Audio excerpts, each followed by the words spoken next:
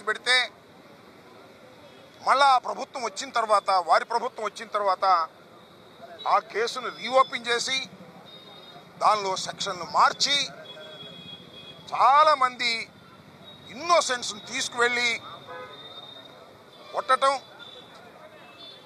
Bail రాకోకుండా నిరోధించటం, నెలలు తరబడి వారిని జ్యుడిషియల్ కస్టడీలో ఉంచేందుకు పోలీసు యంత్రాంగం ప్రభుత్వం పనిచేసిన విషయాన్ని ఈ సందర్భంగా గుర్తు చేస్తున్నా. అంటే మీ ఆఫీస్ మీద ఏదో దాడి జరిగిందని చెప్పేసి మమ్మల్ని అంత వేధించే ప్రయత్నం చేశారే. మరి వాళ్ళ హిందూపురంలో మా ఆఫీస్ మీద మీడియా అంతా చూస్తుండగా విజువల్స్ కూడా వచ్చాయి. మీరు ఏం యాక్షన్ తీసుకున్నారని పోలీస్ డిపార్ట్మెంట్ అడుగుతా ఉన్నా.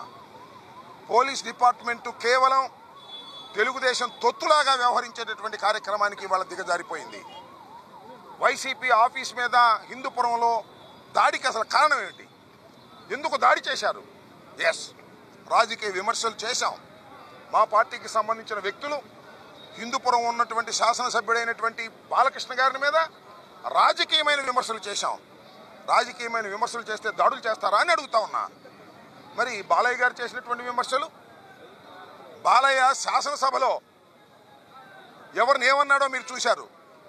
మా నాయకుడు అయినటువంటి జగన్మోహన్ రెడ్డి గారిని, రాష్ట్ర ముఖ్యమంత్రిగా 5 సంవత్సరాలు పనిచేసినటువంటి జగన్మోహన్ రెడ్డి గారిని సైకోగాడు అని అన్నాడా లేదా?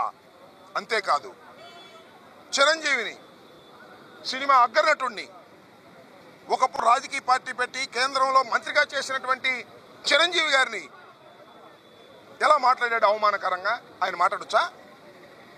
శాసనసభలో మాట్లాడొచ్చా? ఎందుకు మాట్లాడాడంటే మాకు అర్థమవుతుంది ఏంటంటే మ్యాన్షన్ హౌస్ తాగి మాట్లాడాడు. అంటే మ్యాన్షన్ హౌస్ తాగిపోతులను కూడా శాసనసభలోకి ఎంట్రన్స్ ఇస్తున్నారు ఇవాళ ఉన్నటువంటి కూటమి ప్రభుత్వం. బాలయ్య గారు అయితే ఇష్టం వచ్చినట్టుగా అప్రజాస్వామికంగా శాసనసభలో ఏదైనా మాట్లాడొచ్చు. ఇంతవరకు క్షమాపణ కోరలేదు.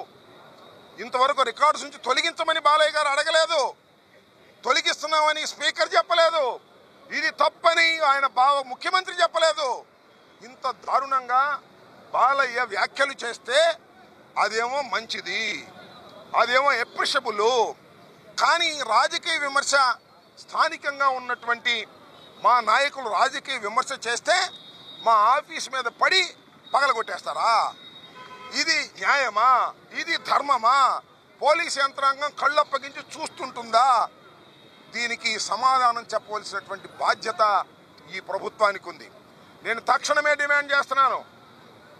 ఆయన ఎన్టీ రామారావు గారి కుమారుడు కావచ్చు, సినీ నటుడు కావచ్చు, లేదు చంద్రబాబు నాయుడు గారికి బావమరిది కావచ్చు, లేదా లోకేష్కి మావ కావచ్చు, ఎవరైనా సరే తాగి మాట్లాడేటటువంటి ఆ బాలయ్య తక్షణమే క్షమాపణ చెప్పాలి. నెంబర్ 1, జగన్మోహన్ రెడ్డి గారికి క్షమాపణ చెప్పాలి. అదేవిధంగా హిందూపురంలో రెచ్చగొట్టి దాడి చేసినందుకు బాలయ్య క్షమాపణ చెప్పాలి. చిరంజీవి గారికి క్షమాపణ చెబుతాడు లేదో మాకు తెలియదు. అది ఆయన కూటమిలో ఉండేవాళ్ళు చూసుకోమనండి. ఈ రెండింటికి తక్షణమే సమాధానం చెప్పాలి, తక్షణమే క్షమాపణ చెప్పాలి. చెప్పేంత వరకు వైఎస్ఆర్ కాంగ్రెస్ పార్టీ సహించదని కూడా ఈ సందర్భంగానే మనవి చేస్తున్నాం. దాన్ని దృష్టిలో పెట్టుకునే ఈ రోజున మేము ఒక నిరసనని ఇక్కడ వ్యక్తం చేయడానికి ప్రయత్నం చేశాం. ఇప్పటికైనా గమనించాలి కూటమి ప్రభుత్వం. ఇలాంటి దారుణమైనటువంటి అంశాలను ప్రోత్సహిస్తున్నటువంటి చంద్రబాబు నాయుడు గారు తక్షణమే కళ్ళు తెరవాలని కూడా ఈ సందర్భంగా నేను చెప్పదలుచుకున్నాను, వారిని డిమాండ్ చేయదలుచుకున్నాను. ఒకసారి చంద్రబాబు నాయుడు గారు ఉన్నప్పుడు కూడా ఇలాగే సమ్మిట్ పెట్టాడు. ఎక్కడ? విశాఖపట్నంలోనే. ఒకసారి పేపర్లు తిరగేయండి, అప్పుడు ఏ స్టేట్మెంట్స్ ఉంటాయి, ఈనాళ్ళు ఏ హెడ్డింగ్లు ఉంటాయి, ఏముండవు, కొత్త ఏముండవు. ఏమొచ్చినాయబ్బా? ఇవన్నీ ఊరినే డాబుసరి వ్యవహారం చేసి స్టేట్మెంట్లు ఇచ్చి ఈనాడులోను ఆంధ్రజ్యోతిలోను మీరు ఒకసారి చూడండి. అప్పుడు చంద్రబాబు సమ్మిట్ వైజాగ్లో చేసినప్పుడు, అంటే 2014-19లో ఉన్నప్పుడు సమ్మిట్ చేసినప్పుడు, మొన్న చేసిన సమ్మిట్ చేసినప్పుడు పత్రికలు ఒక పక్కన పెట్టి చూడండి, అంతే ఉంటాయి సేమ్. ఏం బాగా తీసాడబ్బా అప్పుడు చెప్పండి, నాకు అర్థం కాల. ఇవన్నీ కూడా 8,000 మందికి ఉద్యోగాలు ఇచ్చారు చెప్పండి. ఇవన్నీ బూటకం. అదేదో పాపం ఎవరో నీలాంటి విలేకరు ఇట్టాగా అడిగాడు. దేని గురించి? స్టీల్ ఫ్యాక్టరీ గురించి. వాళ్ళ మీద విసుగుపడ్డాడు. ఉద్యోగాలు ఊరిని ఇస్తారా? తిని కూర్చుంటే ఇస్తారా?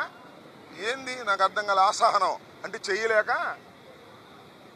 సమస్య పరిష్కరించలేక కార్మికుల మీద విలేకరుల మీద అధికారం ఉంది కదా అని ఇష్టం వచ్చినట్టుగా చంద్రబాబు మాట్లాడుతున్నాడు. దాన్ని మీరు గమనించండి. పెట్టుబడులు తీసుకొచ్చేదంతా బూటక. గుర్తుపెట్టుకోండి, నేనేం అన్నగాని ఒక మాట చెబుతా, ఎవరు వచ్చినా ప్రభుత్వానికి పోవడాల్సిందే. అప్పుడు పొగిడారు, ఇప్పుడు పొగిడారు. వాళ్ళు ఏదో పెట్టుబడులు పెట్టడానికి లాభాల కోసం వస్తారు వ్యాపారస్తులు, అది వాస్తవం. దానికి ఏమన్నా ఉద్యోగాలు వస్తాయేమోనని మనం ఆశిస్తాం. చంద్రబాబు నాయుడుదంతా కూడా బూటకం డూబు తప్ప వాస్తవాలు కావు. మరొకసారి మీరు ఇంకో నెలలో రివ్యూ ఇంకొక సంవత్సరంలో ఎన్ని పెట్టుబడులు వచ్చినాయో వాళ్ళే చెప్తారు. తొందర ఏమవుతుంది, అంతా డాబు డూబు. ఓకే, ఆఫీస్ మీద దాడి చేసింది ఎవరు? మేమా? లేకపోతే ఎవరన్నా దుండగులా? ఏమన్నా అన్నోన్ పర్సన్సా? బాలయ్యగా ప్రోత్సహించింది. బాలయ్య ఊళ్ళోనే ఉన్నాడు. ఆ మ్యాన్షన్ హౌస్ బాలయ్య ఊళ్ళోనే ఉన్నాడు. ఊళ్ళో ఉండి వాళ్ళకు కూడా మ్యాన్షన్ హౌస్ ఇచ్చినట్టు ఉన్నాడు. వెళ్ళి దాడి చేశారు, కేసు పెట్టరండి. మా మీద కేసు పెడతారు, ప్రశ్నించిన వాళ్ళ మీద కేసు పెడతారు, మమ్మల్ని లోపలేస్తారు. మా వాళ్ళు అందరూ కూడా అక్కడ ఉన్నటువంటి నాయకులు వెళుతుంటే ఊరేగింపుగా వాళ్ళని అరెస్ట్ చేస్తారు. పోలీసుల పని ఏంటంటే మా మీద దాడులు జరుగుతుంటే చూస్తూ ఊరుకోవడం, ఇంకేదైనా ముదిరితే మా మీద కేసులు పెట్టడం. శాసనసభలోకేమో మ్యాన్షన్ సాగిన వాళ్ళు ఎలవ్ చేయటం. నేను చెప్పాను అంతకుముందు కూడా, అక్కడ దాని పేరేంటి, అసెంబ్లీలో పెట్టాలి. ఇదేది మన టెస్ట్ ఉంటుంది కదా, ఎనలైజర్స్ టెస్ట్ పెట్టాలి. ముఖ్యంగా బాలయ్యకి పెట్టాలి. పెడితే ఆయన తాగి వచ్చాడో లేదో రాత్రి దిగిందో లేదో తెలిసింది. ఇలా అరాచకాలు సృష్టిస్తున్నారు ఈ రాష్ట్రంలో. బాలయ్య అదేమంటే జై బాలయ్య అని కొడతారా? బాలయ్య ఏమో చాలా మందిని కొడతాడు, వీళ్ళేమో జై బాలయ్య అని దేశం అంతా కొడతారు. మనమేమో నోట్ లేదు చూస్తా కూర్చోవాలి, లేకపోతే దాడులు చేస్తారు. ఏంది నాకు అర్థం కాల. అంటే ప్రభుత్వం ఉందని, నీ బావ ముఖ్యమంత్రిని, నీ అల్లుడు మంత్రిని, మీ నాన్నగారు మాజీ ముఖ్యమంత్రి అని, మా తాత నేతుల దగ్గర మా మౌతులు వాసన చూడమన్నారు. నీ దగ్గర వాసనే లేదు. మీ నాన్నగారు బాగా చేశాడని నీ వాసన చూస్తే నీ దగ్గరేమో మ్యాన్షన్ హౌస్ వాసన వస్తుంది. నువ్వు ఇవాళ ఇంత అరాచకానికి పాల్పడి ఏదో సినిమాటిక్గా మీరు దాడులు చేయటం అనేది చాలా దురదృష్టకరమైనటువంటి అంశం. దీన్ని వైఎస్ఆర్సీపీ ఖండిస్తుంది. తప్పనిసరిగా దీని మీద చర్య తీసుకోకపోతే మా ఉద్యమం కొనసాగుతుంది. పోలీసు యంత్రాంగం కూడా, డీజీపీ, ఆయన మహానుభావుడు డీజీపీ ఉన్నాడు, ఆయన మా ఫోనే ఎత్తాడు. మా ఫోన్ బ్లాక్ చేసాడు. నా ఫోను తెలుసా మీకు? చేసి నాకు ఇసుగు పుట్టింది, బ్లాక్ వేసాడు. అది పోలీసు వారి పరిస్థితి. ఎస్పీలు ఫోన్ ఎత్తారు, సీఏలు అడ్డం వచ్చి మీదకు వస్తారు. ఇది పోలీస్ వ్యవస్థ. ఎన్నాళ్ళే మీ పోలీస్ వ్యవస్థ, మీ వ్యవహారం ఎన్నాళ్ళు ఉంటుంది? ఈ ప్రభుత్వం కలకాలం ఉంటుందా? పోలీసులు మీ డ్యూటీ మీరు చేయండి, అంతేగాని మీరు తెలుగుదేశం గుండాల్లాగా వ్యవహరిస్తే ఎట్లా? అంటే అందరినీ అంటల్లా, చాలా మంచి పోలీస్ ఆఫీసర్లు కూడా ఉన్నారు. ఇవాళ ఇక్కడ జరిగిందండి, ఏమన్నా పడుచుకున్నారా? 2 రౌండ్లు వేసాం. మొన్న వస్తుంటే అడ్డం పెట్టేశాడు ఒక ఆయన, పోలీస్ ఆయన మన లోకేష్ గారి బంధువు అంట. అడ్డం పెట్టేశాడు, మొత్తం బ్యారికేడ్స్ నెట్టాల్సి వచ్చింది.